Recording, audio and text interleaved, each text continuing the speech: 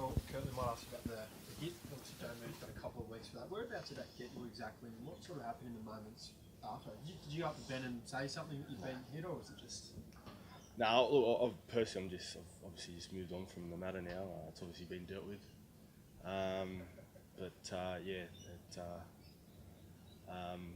Just kind of got me in the jaw a bit, in the neck, but obviously in the heat of the battle, just had to kind of continue on the next job, and that's what I did. So, yeah. Is there anything you can do in that situation about letting the ref know that there might have been foul play? Some people stay down and sort of pretend to get treatment and that sort of stuff. Well, yeah, I think you can't really control those matters. Really, it's as a player, it's important just to try and move on to the next job. Obviously, they scored the try, and my focus was getting back to the team and listening to the calls of what the next play was. And you don't really think about that stuff. And once it's out of your own hands, it's just like you're wasting your own energy. So yeah, that's what I did. Just tried to move on to the next job, which I did, and yeah. So it never popped into your head, I should stay down here and say, No. Okay, have a look at it or anything like that? No, not at all. Obviously, you just try and back. You just got to back whatever the call is. If there is a call, you just back it. If there isn't, you back it. So I think we get coached to not worry about too much about the outcome of the decision of the referee. I think it's important just to make sure you just worry about what you control out there in the game, and that's what I try to do. Is there any soreness or any lasting effects from that? No, I was pretty good, mate. So yeah, obviously the matter's been dealt with now, and obviously the shift of focus is onto this week against the Highlanders, a dangerous team, with lots of threats in the team. So we've just got to. I've just got to shift my focus onto that. And as a squad, I think it's important that we learn from our mistakes in that game and try and make sure that we can put that complete 80-minute performance this week. There's been a bit of conversation, since that game about Australian teams maybe needing to push the envelope a little bit more and that sort of stuff. Like, how do you feel about that sort of conversation? Or what's that? do you think that Australian teams maybe need to kind of play more to the limits of the rules, or? I don't think you think about that too much, Beth. I think as a player, it's a matter of just knowing your job out there and making sure that you're just focusing on the present, not worrying about too much about the decisions or the outcomes of a decision. And that's as a squad, that's what we focus on. And I think if you get too caught up in that type of stuff, you lose focus, and I guess you won't be able to get the outcome you want in certain things. What about neutral refereeing panels? Do players have a thought on that? A preference? No, I think as players we just try and worry about ourselves and the opposition, and just back the refs and whatever they do there.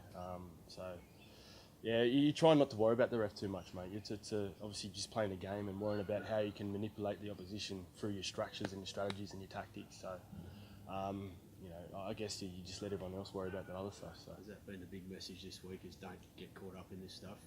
And as a squad, I don't think we have been caught up in it, mate. I think, which is a really good sign of the maturity in the group. I think Michael handled it pretty well. I think he did all he could to kind of keep us on track and make sure that we're focusing on the task at hand. And it was a great learning experience in Christchurch as a squad. I think 2 weeks in a row we've been a fingernail away from 2 good victories. A lot of character being shown in the group. A lot of improvements from last year's team. So we're taking small steps ahead, and although we're disappointed with the result and it hurts you. I think there's a lot of positives that you can keep building on to keep striving for that outcome. What's the key lesson out of both of them, but particularly last week, to take that next step against the Highlanders and win this one? I think just not taking the pressure off the opposition. Obviously, we had a really good lead in the first 30 minutes, and then one small lack of concentration. A great team like the Crusaders will pounce, and that's going to be no difference this weekend against the Highlanders. They've got threats all over the park, and if we can stay in it for the full 80 minutes, it sounds pretty cliche, but we'll be able to put ourselves in a really good position to win. So, game management, I think as playmakers, we didn't really control the game, especially when we were a man down as well. But I think there are different scenarios that we can train and get used to, and make sure that everyone's clear around roles when we're put in tough scenarios like that to try and get a better result, better outcome in dealing in those situations. Crusaders rested a couple of their big players. Sort of like Ben Smith's probably not going to be coming out. I think that means that we're taking you guys easy. What are your thoughts on them resting their big players? I guess so, but I think it's a great opportunity for us to be able to test ourselves against another New Zealand team. I think they're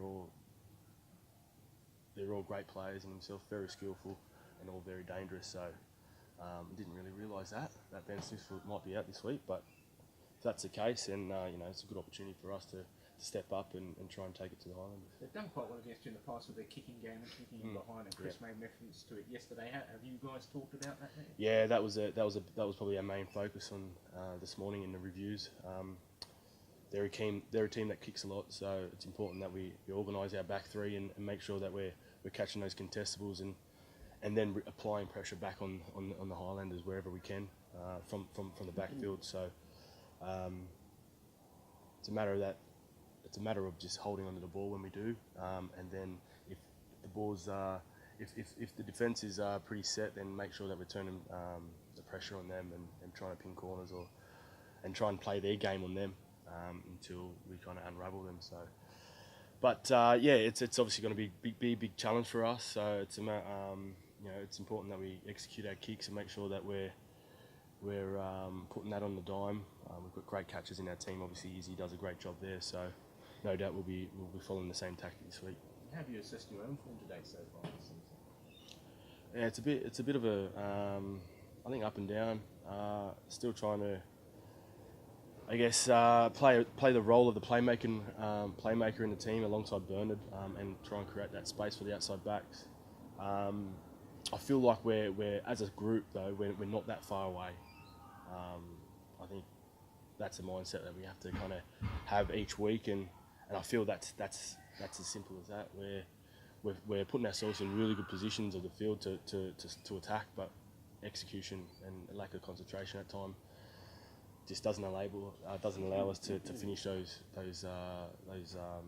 plays. So it's a work in progress, and it's something that we're continuing to build on. What do you think a win would do for this group after getting so close the last couple of weeks? It certainly will boost the confidence, no doubt. We know if we have the belief, in what we're doing out there on the field, we can put any team under stress and put a lot of pressure on them. So I think that's another growth in our game is believing that we can take it to the top teams in the competition, and once you have that, a lot of confidence starts brewing, and a lot of these 50-50 passes will end up sticking. So like I said, it's a continuing progress, and we'll keep working on that and try and deliver that performance that we all want on Saturday. There were similarities to Dunedin last year, obviously going out to a big leader with the Wallabies.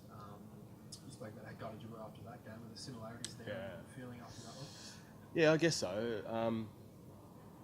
But again, you try and look at those games as a positive. I think for the group we have, it's a great learning curve for the group to be in those tough situations. A lot of calls were kind of big in changing the momentum of the game, and it's a matter of how we deal with that momentum shift, staying in the fight. I think that's a huge learning curve and something that we'll be working on throughout this week to try and keep building on Saturday. Saturday night's club rugby round, and the occasion tends to be put on old school or club socks. Are you excited about the prospect of putting on old team colours? It's a good opportunity for a lot of the guys to represent their club colours on the weekend. Obviously, grassroots is an important part of our game, especially for the growth of our game, and for our guys to kind of be able to represent their colours and be the role models for a lot of our young guys to look up to would be a really good opportunity to do that. Toby, you never played with Penrith, but obviously we saw the sad sort of closure of that club. Yeah. Are you keeping an eye on what's happening in rugby in Western Sydney and how important it is to get a club presence back out there? I think, yeah, we've got to do something about it, don't we? I think there's so much talent out there, obviously being born and bred from the area, and growing up seeing talent being pushed to league. It's certainly something that we need to tap into. I know, speaking to Dave Dennis and Cliffy Parlu in the past years, trying to figure out something to try and, I guess, help out wherever we can to be able to do what we can to be able to keep some of the talent and a lot of the supporters out there in the game. So And that's something you'd still be keen to do? definitely. Would you like to see the Waratahs play? I mean, there's an opportunity to play at Parramatta and stuff in the next couple of Yeah, years. I remember playing. We trained out at Penrith Park for the Wallabies last year. That was pretty cool. And no doubt there's a lot of support out there for rugby union. It's a matter of getting out there and doing it.